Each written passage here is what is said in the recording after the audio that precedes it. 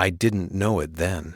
But the moment I answered that phone call, my entire life quietly shifted directions.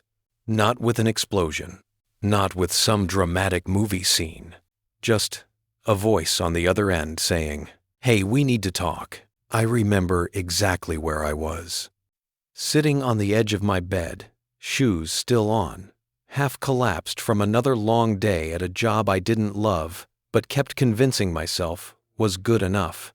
The room was dim, lit only by that tired yellow lamp in the corner. My laptop was open on the desk, frozen on a half-finished spreadsheet. A pizza box sat on the dresser like some sad, greasy trophy. My phone buzzed. I almost didn't pick up. You know those moments? When you see the name on the screen and something in your stomach tightens, not because you know what's coming, but because something inside you already does? That was me, staring at her name. I swiped to answer anyway. "Hey," I said, trying to sound casual. "What's up?" There was a pause, just long enough for my heart to start beating in that weird, uneven way. I could hear traffic in the background, the faint echo of a crosswalk signal, someone laughing far away. Then she exhaled. "Hey, we need to talk." It's funny how 4 words can stretch time. I stood up without realizing it, walked to the window, and pulled the curtain back. Outside, the city kept going like nothing was happening. Cars rolled by. A guy walked his dog. Someone delivered food to the building across the street. Inside my chest, something sank. "Okay," I said. "Talk about what?" She didn't jump straight to it. She spiraled around it. Asked how I was. Asked how work was. Asked if I'd eaten. Every harmless question felt like someone slowly tightening a knot. And then, finally, she said the sentence that cracked the foundation I'd been standing on for years. "I don't think this is working anymore." My body went very, very still. It's strange your mind can sprint while your body is frozen. In a fraction of a second, mine ran through 100 memories, first dates, long drives, the way she laughed when she was actually surprised, the plans we made in half-serious, half-hopeful voices, the one-day wheel conversations. I heard myself ask, "What do you mean?" But I already knew. I don't feel the same. And I feel like you're not really here either. You're always stressed, always tired. We barely talk anymore unless it's about how exhausted you are. I don't see a future if this keeps going. Those words hit harder than I wanted to admit, because they weren't wrong. I stared at my own reflection in the dark window, the tired eyes, the hair that hadn't seen a proper cut in months, the slumped shoulders.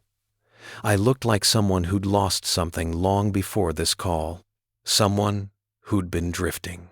I wanted to fight, to argue, to bargain.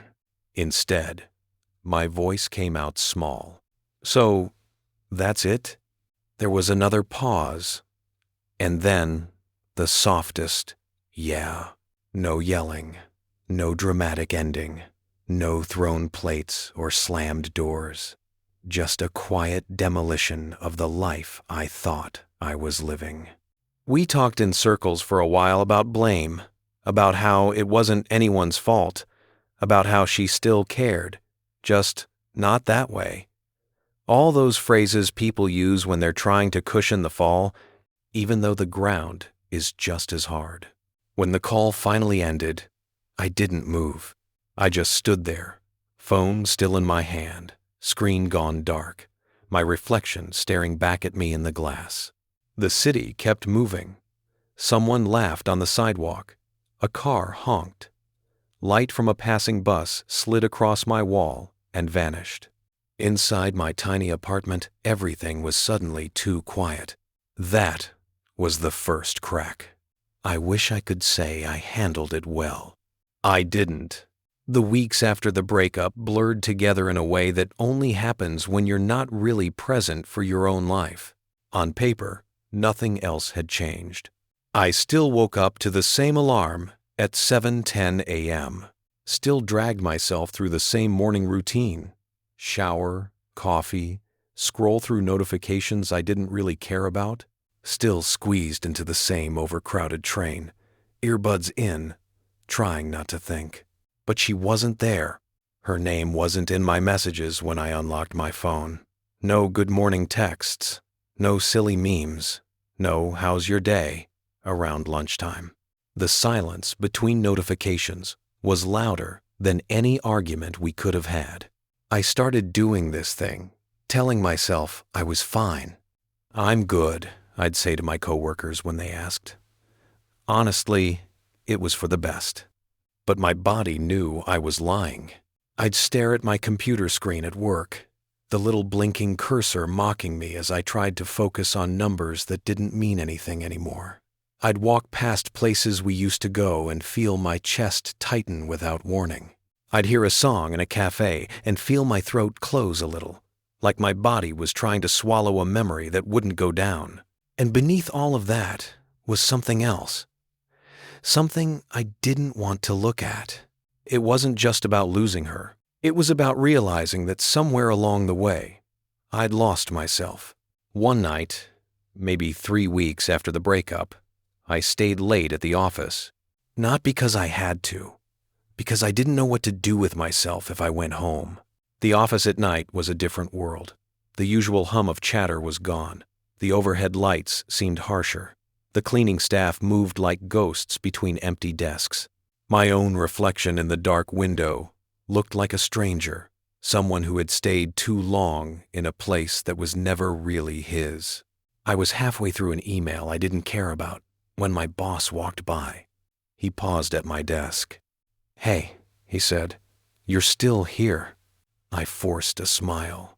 "Yeah, just finishing up some stuff." He nodded slowly, eyes lingering on me a little longer than usual. There was something in his expression, curiosity, pity, calculation. "Can you step into the conference room for a second?" he asked. My heartbeat did that uncomfortable stutter again, the same way it did when she said, "We need to talk." I followed him into the glass-walled room. The city lights outside framed his silhouette as he closed the door. There was a folder on the table, the kind of folder you don't want to see with your name on it. He sat. I sat. The chair felt too hard, the air too thin.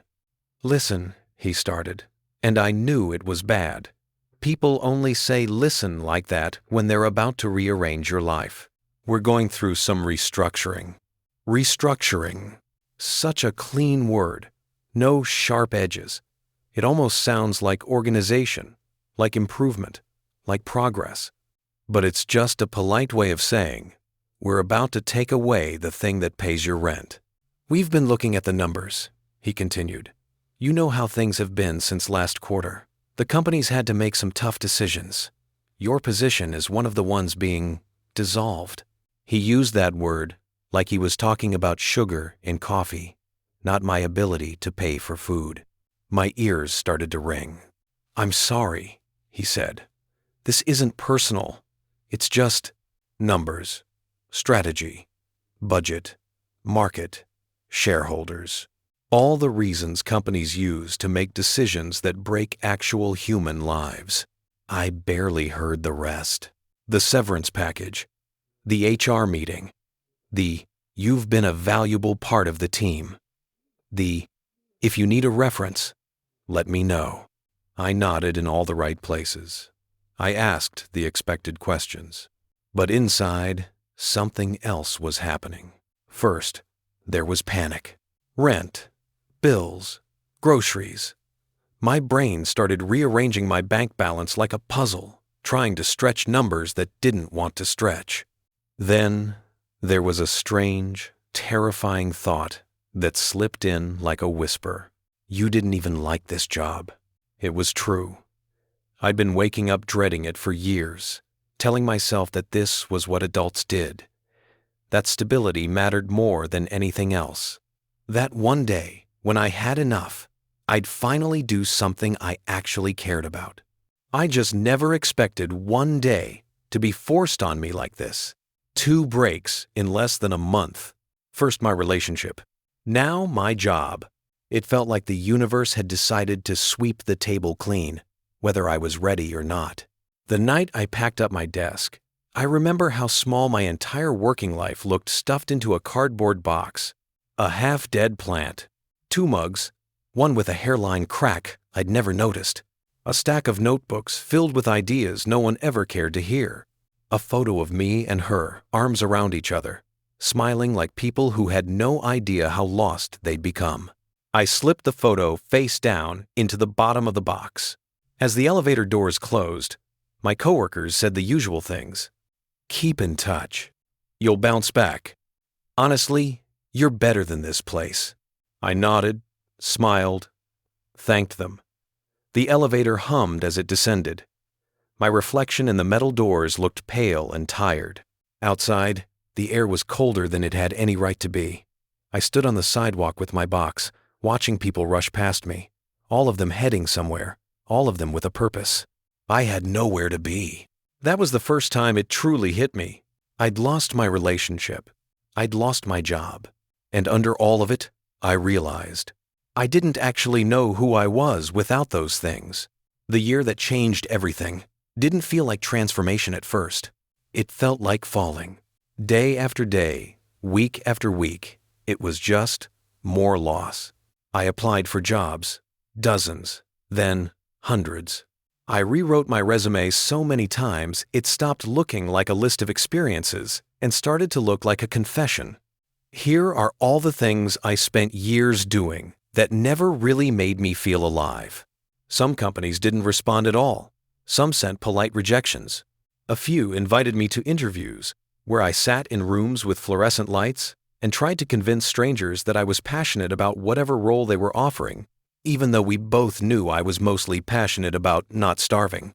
Money started to run out. At first, it was little things. I stopped ordering food and started cooking whatever was cheapest: pasta, eggs, the same vegetables on repeat until they didn't taste like anything anymore. I canceled subscriptions, stopped meeting people for drinks, learned how long I could stretch a tank of gas. Then the bigger things crept in. I missed a payment, then another. I watched my bank app with the same dread people reserve for horror movies. Every notification felt like a jump scare. One afternoon, there was a letter taped to my apartment door. The kind of letter you already understand just from the weight of the paper in your hand. Rent overdue. Grace periods exhausted. If this matter is not resolved by... The date circled in red might as well have been a countdown timer. That night, I lay awake, staring at the ceiling, listening to the muffled sounds of my neighbors living their lives through the walls. Someone laughed. Someone argued. Someone watched a game and shouted at the TV. I stared at the dark and felt this heavy, suffocating realization settle over me. Everything is falling apart, and I don't know how to stop it. For the first time in my life, I felt genuinely afraid of my own future. Not anxious, not stressed, afraid. Then came the call. Another phone call, later in the year, that changed everything in a different way. I was sitting at the tiny kitchen table, staring at my laptop, pretending to look at job listings but actually just zoning out, when my phone buzzed. It was my mom. I frowned. We texted occasionally, but calls were rare. She always said she didn't want to bother me. "Hey, Mom," I answered, trying to sound normal.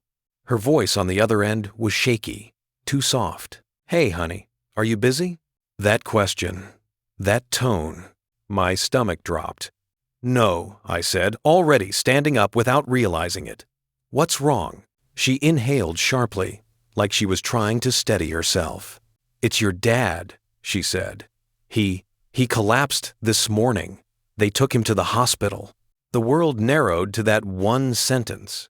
Collapsed. Hospital. I grabbed my keys without thinking. "What happened?" I asked, already putting my shoes on. "They're not sure yet," she said, voice cracking.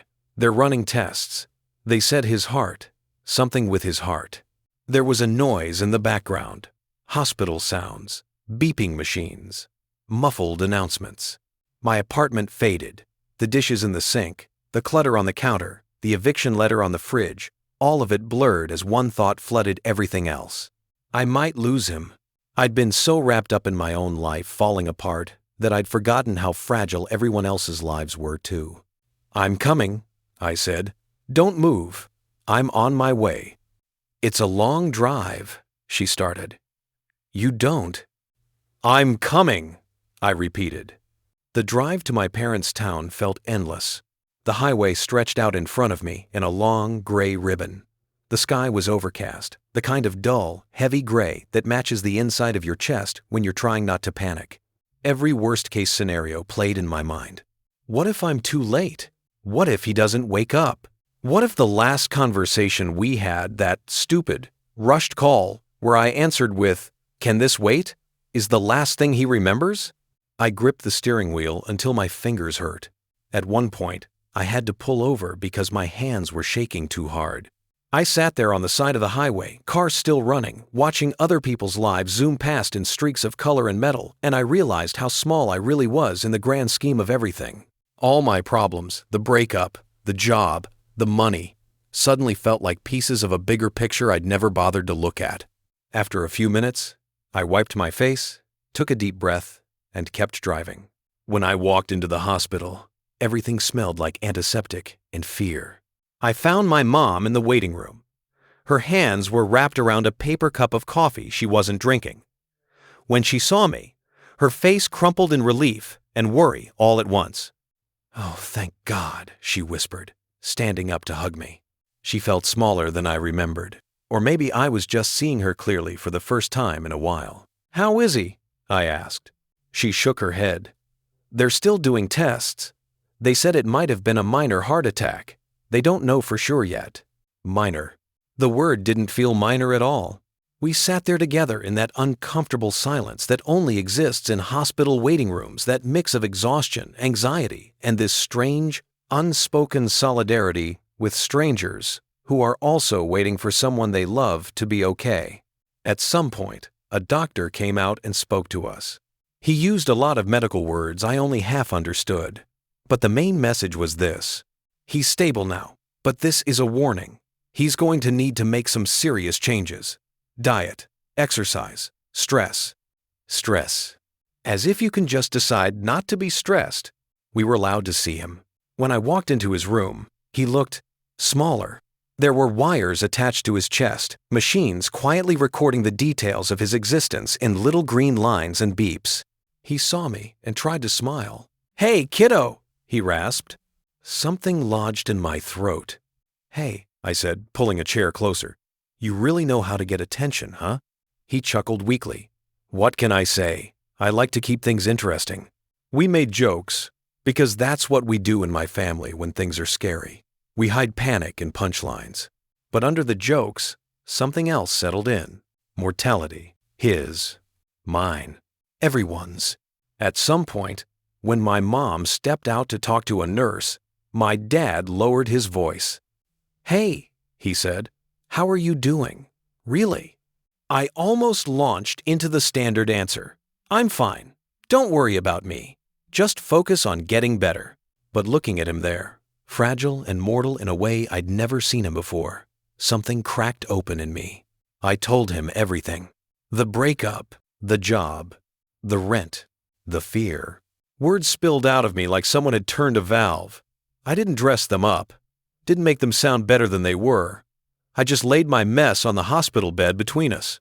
When I finished, he was quiet for a long time. Then he frowned. "Why didn't you tell us?" he asked. I shrugged, wiping my face. "I didn't want you to worry.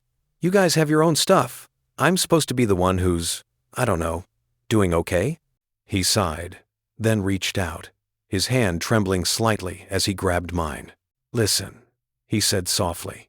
"You don't stop being our kid just because you're an adult. You don't stop deserving support just because you're supposed to have it together by now. Life doesn't work like that." His grip tightened a little. "You're allowed to fall apart," he said. "Just don't do it alone." Something in me broke at those words, because for the first time all year, I realized how hard I'd been trying to pretend I was fine.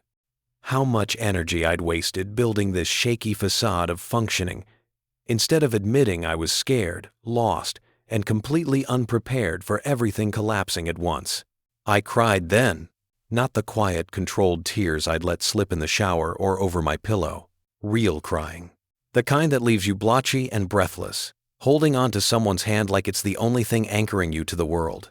My dad just held my hand and let me be a mess. And in that small, sterile room, with machines beeping steadily in the background, something inside me shifted. For the first time, I stopped telling myself I should be stronger. I started asking myself what being honest might look like instead.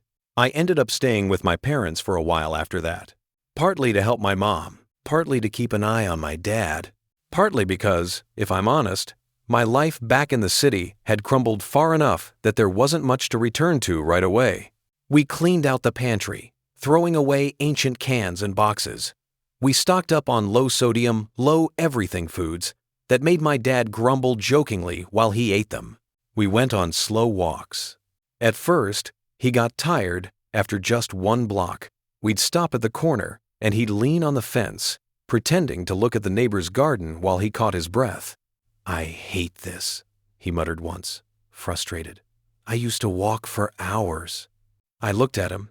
This man who'd always been strong enough to carry everything heavy in the house, suddenly winded by a short walk, and I felt this strange mix of fear and gratitude. Fear, because he wasn't invincible. Gratitude, because he was still here to complain about it.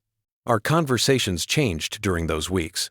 Instead of quick check-ins squeezed between my busy life, we talked. Really talked.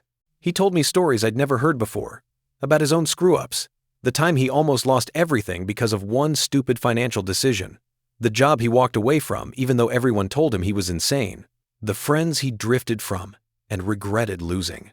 "I always wanted you to have it easier than I did," he said once, shuffling along the sidewalk in his too-big jacket. "But I think maybe there's value in struggling a little. It forces you to ask what you really care about." "What if I don't know the answer yet?" I asked.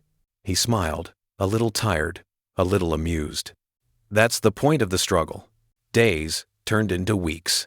We fell into a new rhythm. Mornings, check my email for job replies that mostly didn't come.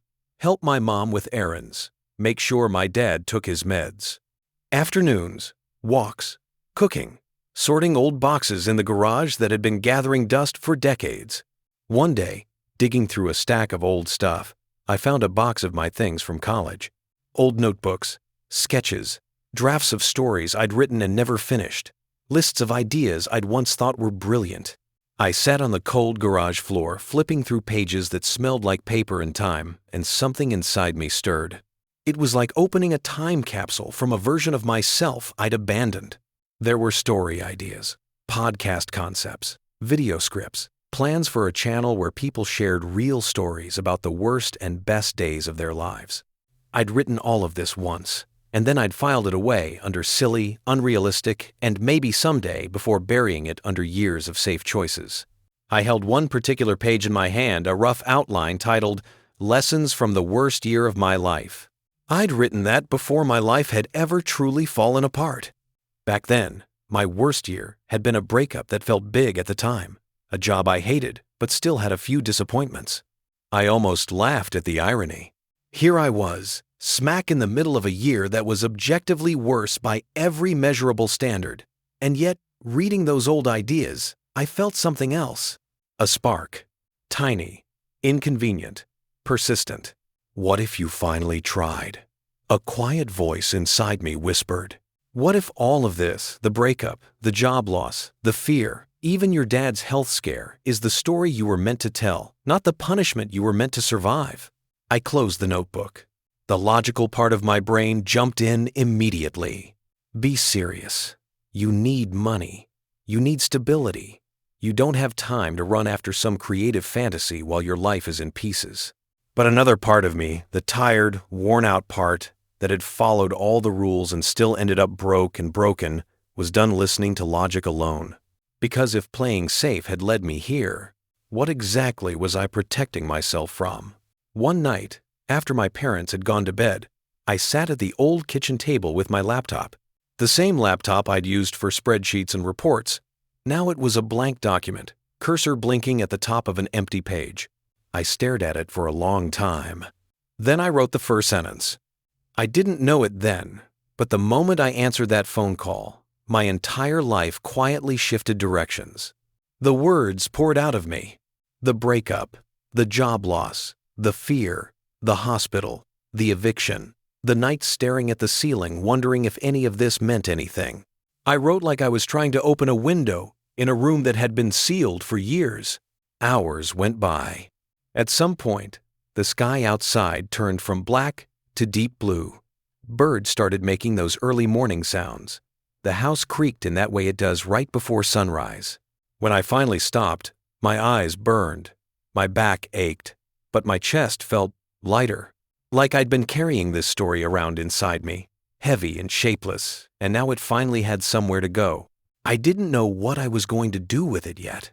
I just knew that for the first time all year, I'd done something that felt like me. It didn't turn into a perfect montage after that. There was no sudden viral success, no magical job offer that tied everything together in a neat bow. But things started to shift in small, almost invisible ways. I kept writing, sometimes at the kitchen table, sometimes in the backyard, with my laptop balanced on my knees, sometimes in the car, parked in some quiet spot, typing thoughts into my phone. I wrote about the worst moments and the weird ones, the nights I felt like a failure and the mornings I made myself get out of bed anyway, the way my dad's hand felt when he squeezed mine in that hospital room. Eventually, the writing wanted to become something more, not just words on a screen for me to reread in the dark, something that might reach someone else who was silently falling apart too. I remembered those old notes I'd found in the garage, the ideas for a channel, for stories told in first person, for a place where people could hear, this is what my worst year looked like, and here's how it didn't destroy me. I'd had the name scribbled on a page years ago, Lessons from Life. I stared at those 3 words and felt that tiny spark in my chest again. Maybe, just maybe, that was what this whole brutal, exhausting, terrifying year was actually giving me. Not just pain, a story, not just loss, a chance to rebuild from something honest. I opened a new tab, created an account, typed in the name.